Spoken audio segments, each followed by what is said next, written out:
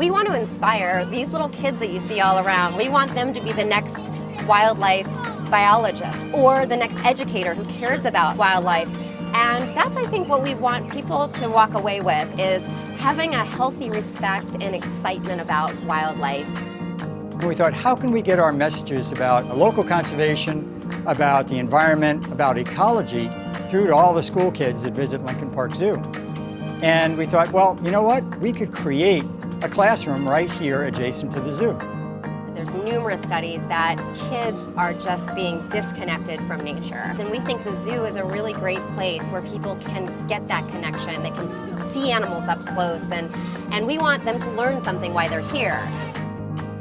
Where we are today at Nature Boardwalk here at Lincoln Park, and the Urban Wildlife Institute that really runs the Nature Boardwalk, is really a great example of what Lincoln Park's, I think, been able to do the last couple of years.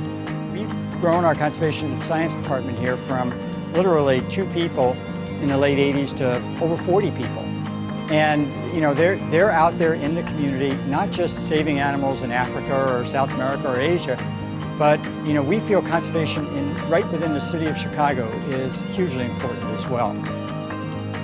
The wonderful thing about this site is you've got this 14 acres for wildlife and people right next to a couple of ball fields, big open areas for soccer playing. So we haven't totally taken that away. We've just added to the wonderful experience that these people have. There's a lot of challenges and a lot of opportunities. I mean, Chicago, as the 3rd largest city in the US, represents probably about the best laboratory we could find. We're talking about an area that has huge population density, massive amounts of traffic, but also surprisingly high levels of biodiversity. More humans in cities, more wildlife in those cities, you're bound to increase the level of conflict between humans and wildlife in cities. And there are a lot of examples of that, like animals getting hit by cars, diseases that are transmitted between people and animals attacking pets.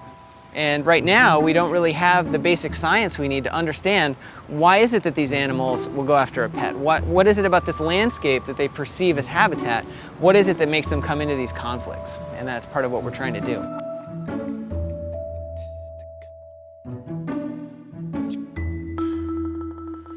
So why is the black-crowned night heron endangered in Illinois? Well, I think like a lot of species, there's been a lot of habitat loss. And these birds often like to be in areas around water. They fish. So a lot of those wetlands type habitats have been decreasing. Right. And this is a very general problem with human development as it increases all over the world. I think the work that we're doing is increasingly important as urbanization increases and there is less wild space, but there are increased opportunities such as the Nature Boardwalk for animals to coexist peacefully with the people. And I think if those conflicts between wildlife and humans can be avoided, actually people can really benefit from interacting with wildlife. We're releasing smooth green snakes into restored tallgrass prairie and oak savanna habitat. And we're using 2 different methods, soft release enclosures and hard release. So this is one of our soft release enclosures that we built last summer.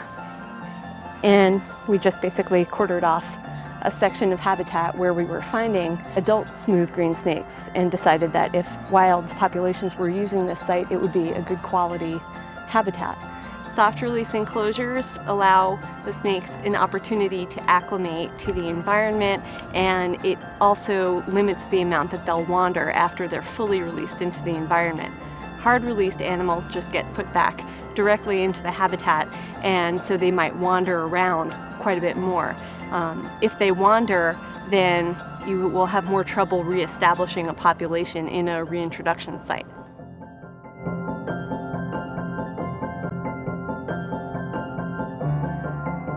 What makes us special and a good partner is that we know how to do animal care. And we have a great animal care staff. So part of this program with the smooth green snakes and with other programs like them is that we can bring the animals to the zoo, care for them, get them to lay eggs, give birth to babies. We end up taking care of them, growing them up so that they're at a size that we can put them back in the wild and they'll be better able to survive. And so it's like coming to a spa and staying for a little while before you go back out into the rough world.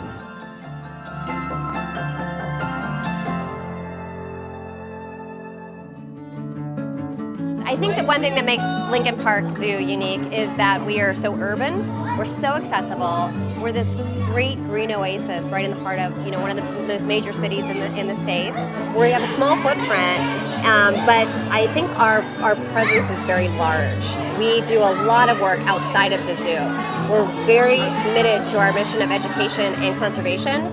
We have a third of our staff are scientists within our conservation and science branch. So a lot of the stuff the zoo's doing is behind the scenes. It's in the wilds of Congo and Tanzania and Serengeti and out here in Chicago. Illinois is known as the Prairie State, but we actually have less than 1% of our native pre-settlement prairie acreage remaining today. Most of the prairie has been destroyed for agriculture and for urbanization, and so habitat restoration is necessary in order to preserve all of the species that depend on grassland environments.